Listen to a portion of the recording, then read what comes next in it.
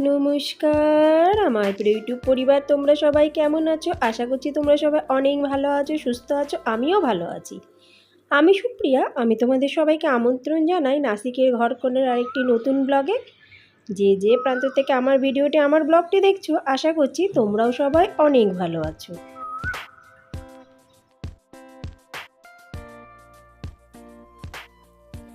আজ বৃহস্পতিবার, ওই জন্য তাড়াহুড়ো করে আগে বাসি কাজগুলো করে নিই। আমি কালকেই ভেবে রেখে দিয়েছিলাম আগে বাসি কাজ করব, স্নান করব, পুজো করব, তারপরে অন্য কথা। কেন কি বৃহস্পতিবারের দিন মা লক্ষ্মীর দিন, সেই দিন পুজো করতে বেশ খানিকটা কিন্তু সময় লাগে, কিন্তু বাসি ঘরে পুজো করাটা ভালো লাগে না। ওই জন্য প্রথমেই চলে আসলাম বাসি ঘর পরিষ্কার করতে। আজকে না ওয়াকিং করলাম না যোগা করলাম। কেন কি ওই দিক করতে গেলে এই দিকে কিন্তু টাইমটা একটু গোলমাল হয়ে যাবে। আর প্রতিদিনের মানে যে আমি টাইমটাকে নির্দিষ্ট করে রেখে দিয়েছি, তার থেকে যদি একটু আমি সরে যাই, সেটা কিন্তু কোনো অসুবিধার হবে না।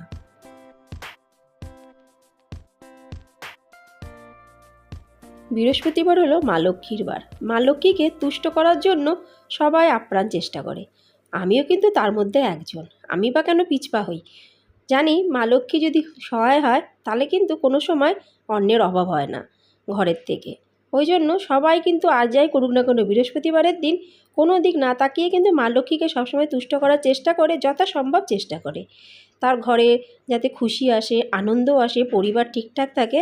আর সব থেকে বড় কথা, সারা জীবন যেন অন্যের হাঁড়ি ভরা থাকে, মানে কি চাল ভরা থাকে।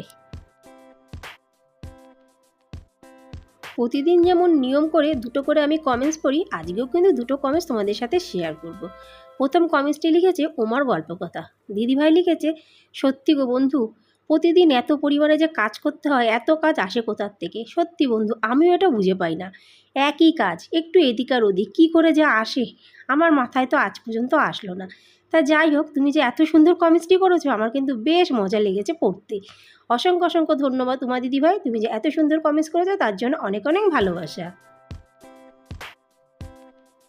ফারহানা অ্যানিস কিচেন দ্বিতীয় কমেন্টসটি করেছে। বন্ধু আজকে প্রথমবার কমেন্টস করেছো, তার জন্য তো অসংখ্য ধন্যবাদ। আর কমেন্টসে লিখেছে, দিদিভাই তোমার সব লোভনীয় রান্না দেখে খুব ভালো লাগলো। বন্ধু তুমি যে আমার রান্নাগুলোকে পছন্দ করেছো, তার জন্য কিন্তু আমার বেশি ভালো লেগেছে। আর ভিডিওটি দেখে এত সুন্দর কমেন্টস করেছো, তার জন্য অসংখ্য অসংখ্য ধন্যবাদ তোমাকে। আরও যে বন্ধুরা ভিডিওটি দেখে কমেন্টস করেছে, যারা ভিডিও দেখেছে, সবাইকে অনেক অনেক ধন্যবাদ, অনেক অনেক ভালোবাসা আমার আর আমার পরিবারের পক্ষ থেকে।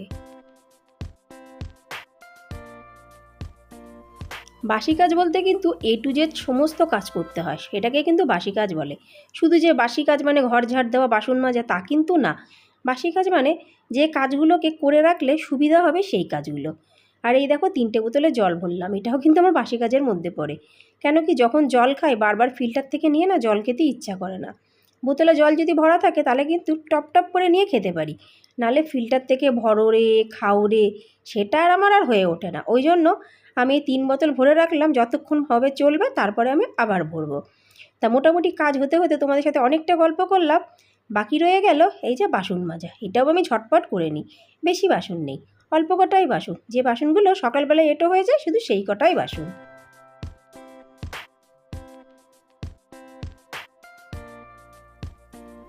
কোনো কথা না বলে নিজের মতন করে কাজবাজ করলে কিন্তু খুব তাড়াতাড়ি হয়ে যায়। দেখলে বন্ধুরা, আমার কিন্তু বাসি কাজ করতে 30 থেকে 35 কি 40 মিনিটের মধ্যে কিন্তু আমি কমপ্লিট করলাম। কেন কি বাসি কাজের পেছনে বেশি সময় দেওয়ার কোনো মানে হয় না। আসল কাজ তো এখনও বাকি আছে, স্নান করবো, পুজো দেবো, তারপরেই তো মেন রান্না আমার শুরু হবে। ভাবলাম যে ভেন্ডিটা ধুয়ে রেখে দিই, তাহলে যখন ভেন্ডিটা কাটবো গায়ে একদম জল থাকবে না ভেন্ডির গায়ে, তাহলে ফটাফট কিন্তু ভেন্ডিটা ভাজা হয়ে যাবে। আজকে একটু ভেন্ডি ভাজাও করবো। আমার মেয়েরা অনেকবার বলেছে, মাম্মা অনেক দিন হয়ে গেছে ভেন্ডি ভাজা করনি। ওই জন্য সবে আমি যাচ্ছিলাম স্নান করতে, হঠাৎ করে মাথায় আসলো যে ভেন্ডিগুলো ভালো করে ধুয়ে রেখে দিই, তারপরে যখন ভেন্ডিগুলো কাটবো একটু এর ভেতরে জল থাকবে না, তাতে কিন্তু ভেন্ডি ভাজাগুলো খুব সুন্দর হবে। তোমরা বন্ধুরা একটু এরকমভাবে করে দেখো। ভেন্ডি সাথে সাথে ধুয়ে কিন্তু কোনো সময় কাটতে নেই, তাহলে কিন্তু নালা ভাবটা বেশি হয়। ভেন্ডি ধুয়ে যদি একটু শুকিয়ে যায়, তারপরে যদি ভেন্ডি কাটো, তাহলে কিন্তু বেশি একটা নালা ভাব হয় না, আর খুব কিন্তু খেতে ভালো লাগে।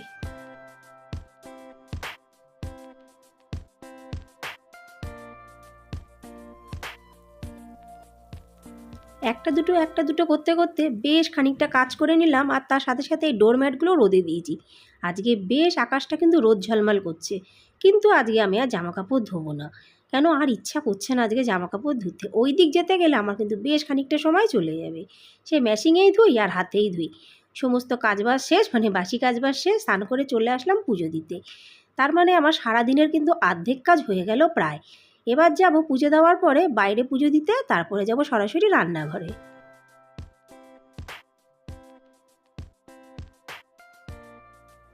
জানো তো বন্ধুরা, এবার যে চালটা নিয়ে এসেছে চালের মধ্যে না প্রচুর পোকা। ওই একটা দোকান থেকে আজ এত বছর ধরে চাল আনছি, আর যখন চাল নিই তার থেকে কিন্তু 3বার চাল কিন্তু আমি যে পাত্রটা দিয়ে চাল নিই সেই ডাব্বাটার মধ্যে রেখে দিই। জানি না, ছোটোবেলার থেকে দেখে চলেছি মা এরকম করে, ওই জন্য সেই দিকে কিন্তু আমিও করি। আমার শাশুড়িও এরকম করে। মোটামুটি যতজনকে চিনি মোটামুটি সবার বাড়িতে কিন্তু ওরকম চাল নেওয়ার পরে 3বার, মানে 3 খুচি বলে ওটাকে, ওটা চালের ড্রামে রেখে দেয়। ওই জন্য আমিও কিন্তু সেই একই নিয়মেই করি। যাই হোক, সব কিছু হওয়ার পরে চলে আসলাম রান্নাঘরে ভাতটা বসাতে। এবার আমি ফুল স্পিডে রান্না করব।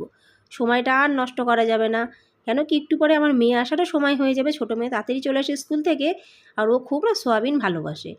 ওই জন্য আজকে একটু সয়াবিন কষা বানাবো, একটাই আলু দেবো ছোটো দেখে।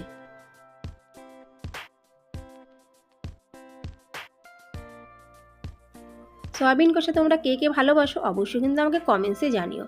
এই গামলাটার মধ্যে সয়াবিনটা বেশ অনেকটা নিয়েছি, একটুখানি নুন আর একটু জল দিয়ে হালকা হালকা উষ্ণ উষ্ণ হবে যখন জলটা, সয়াবিনটা একটু নরম হবে তখন কিন্তু আমি নামিয়ে দেবো। বেশি কিন্তু নরম করব না, নাহলে কিন্তু সয়াবিন কষাটা ভালো লাগে না। আর তার সাথে করব কুমড়ো ভাজা আর বেগুন ভাজা। কুমড়ো ভাজাটা আমি খাবো, বেগুন ভাজা আমার কর্তা খাবে। কেন কি, কুমড়ো এইটুকুনিই আছে, না হবে সবজি না হবে কিছু, ওর থেকে একটু ভাজা খেয়ে নিলে মন্দ হয় না। বেগুনও ওইটুকুনি আছে, ওই জন্য ভাবলাম একেবারে করে রেখে দিই, খেতে তো খারাপ লাগে না। বেকার বেকার জিনিসগুলো নষ্ট করে তো কোনো লাভ নেই। সবজির এত পরিমাণে দাম, বুঝে শুনে তো চলতেই হবে। যখন সংসার করছি তাহলে সেই সংসারের আয় উন্নতি দেখার দায়িত্ব কিন্তু একজন গৃহিণীর।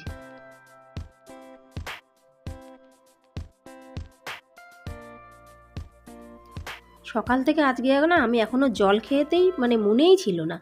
এখন অনেকটা জল পিপাসা পেয়েছে, ওই জন্য ভাবলাম আর না, এবার আমি 1 গ্লাস ভরে জলটা আগে খেয়ে নিই। জলটা খেয়ে যেন মনে হলো শান্তি পেলাম।